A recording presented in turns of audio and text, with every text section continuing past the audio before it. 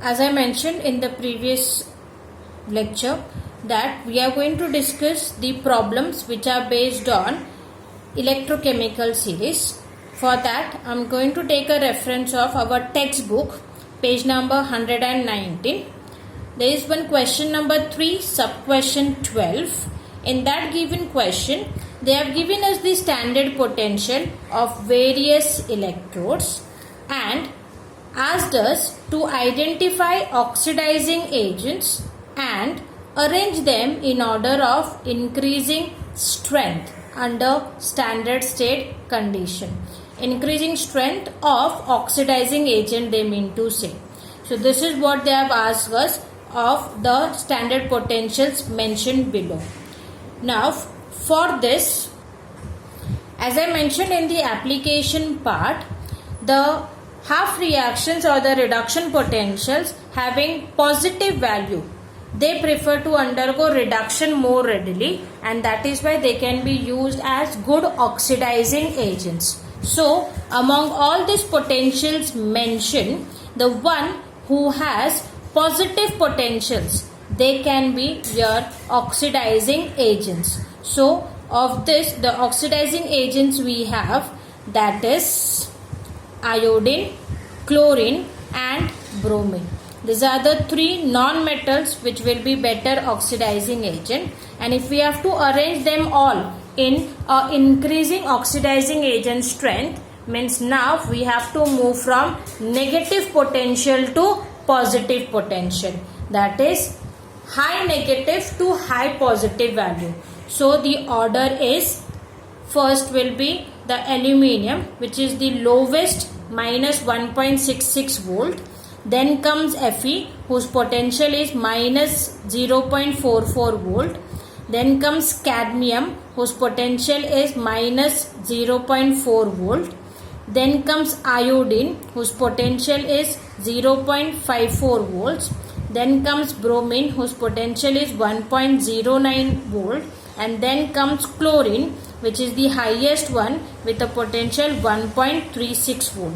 So the increasing order will be from negative potential to positive potential, and the one with positive potentials will be our better oxidizing agents. So simple question which can come for 1 mark or 2 marks.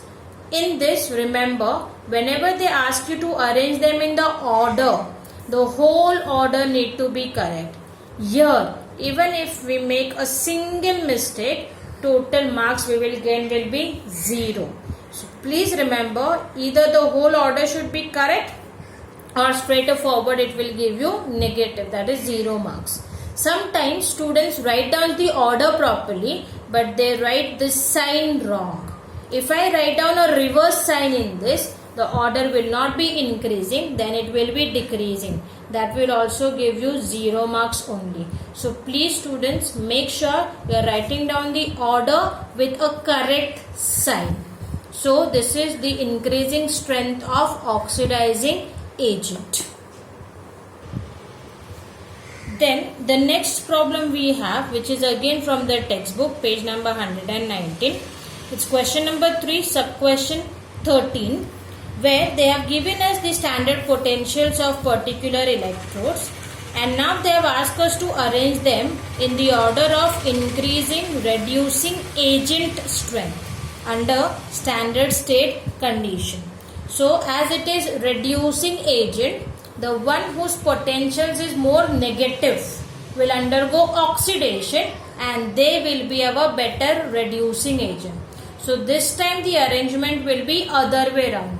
That is, the potentials from more positive will move on to more negative. So among this, we have cerium, whose potential is more positive, that is 1.61 volt. After that comes bromine, whose potential is 1.09 volt. Then comes silver with a potential 0.8 volt. So till here we have positive potentials.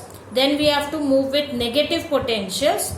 Nickel with minus 0.23 volt, titanium with minus 0.37 volt, magnesium with minus 2.36 volt, and potassium with minus 2.93 volt. So this time the arrangement will be from positive potentials to negative potentials. So if we see, we are moving from inert metals or non-metals to active metals. Active metals prefers to undergo oxidation.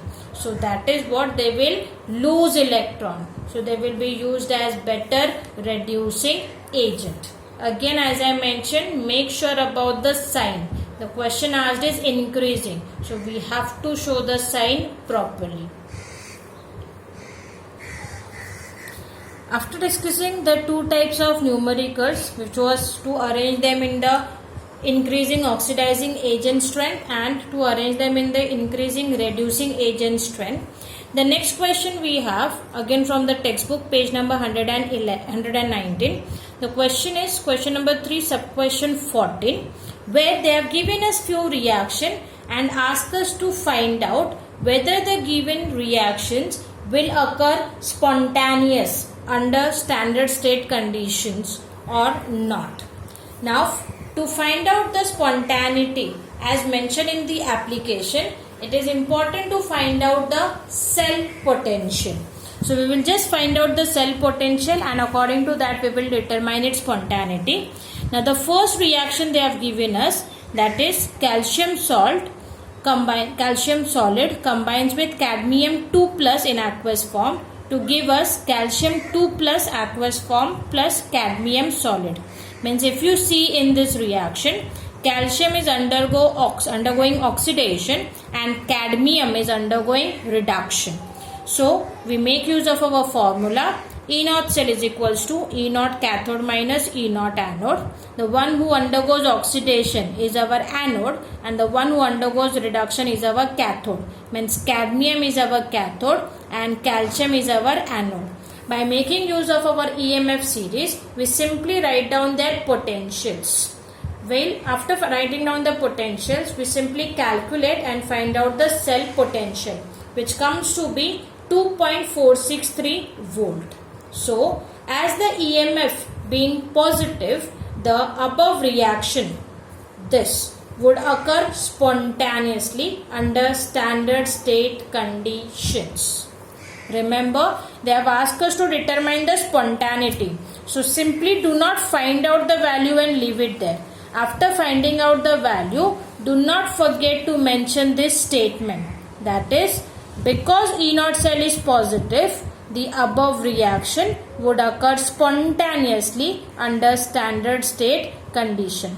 If the question is for 2 marks, this would give us 1 mark and the statement will give us another 1 mark. In the same question, the second reaction they have mentioned, where 2 bromide ion combines with Sn2 plus ion to give you bromine liquid and Sn solid. Now in this, bromine from minus is becoming 0, means it is undergoing oxidation, and Sn2 plus from plus 2 it is becoming 0, means it is undergoing reduction. Again we will use our cell potential formula, E naught of cathode minus E naught of anode. Here our bromine is undergoing oxidation, means that is our anode, and tin is undergoing reduction, means that is our cathode. So E naught of tin minus E naught of bromine. By making use of EMF series, we write down their values and we find out its potential. This time the potential we get is minus 1.216 volt. So the EMF being negative, the above reaction would not occur spontaneously under standard state condition, because while explaining the applications of EMF series, we have determined to find out the spontaneity. If the cell potential comes positive, means it is spontaneous, and if it comes negative, means the spontaneity will be not there, means it is not spontaneous. So for this given reaction will be not spontaneous or non-spontaneous under standard state condition. Then the third reaction they have mentioned, that is 2 Ag solid combining with nickel Ni2 plus aqueous to give us 2 Ag plus aqueous and Ni solid. Means in this, our silver moving from 0 to +1 undergoes oxidation, and nickel moving from +2 to 0 undergoes reduction. Again we make use of our formula. E naught cell equals to E naught cathode minus E naught anode. Here nickel undergoes reduction, so it is used as cathode. Silver undergoes oxidation, so it is used as anode.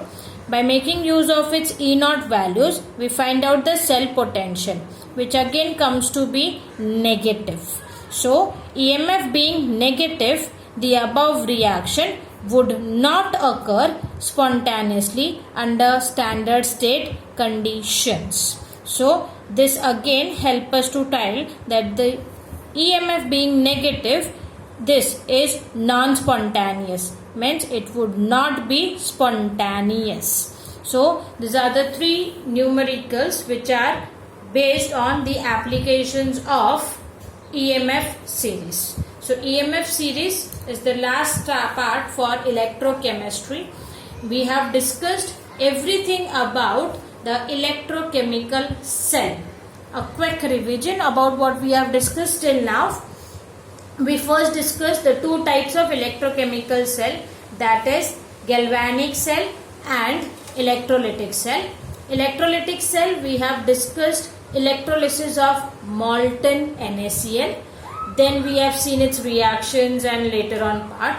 We mainly concentrated on galvanic cells. Galvanic cells, we first wrote down what all it includes. Salt bridge, how do we represent a galvanic cell, how do we write down the half reactions of galvanic cell. Then we discussed the thermodynamics of galvanic cell, where we have derived certain equations. Based on that, we also did our numerical part. After doing the thermodynamic part, we did reference electrode. Reference electrode, we did an example of standard hydrogen electrode, where we have determined where we have made use of its construction, application, then how does it work and so on. After reference electrode, we did the second part, that was the galvanic cells which we use in our day-to-day life. The three major types of galvanic cells we did was primary galvanic cell, secondary galvanic cell, and our fuel cells. So in this primary, secondary and tertiary galvanic cells, we have done certain examples, like we have done our normal dry cell, we have done lead accumulator cell, we did nickel cadmium battery, mercury battery, and hydrogen oxygen fuel cell. Of all this, we did construction, working, advantages, disadvantages, application, and then the last part we did was EMF series. We saw what is EMF series. Based on that, we have found the points which we have to remember of EMF series, the applications of EMF series, and with respect to that, the numericals. So this is what we have for the whole chapter called as electrochemistry. Thank you very much.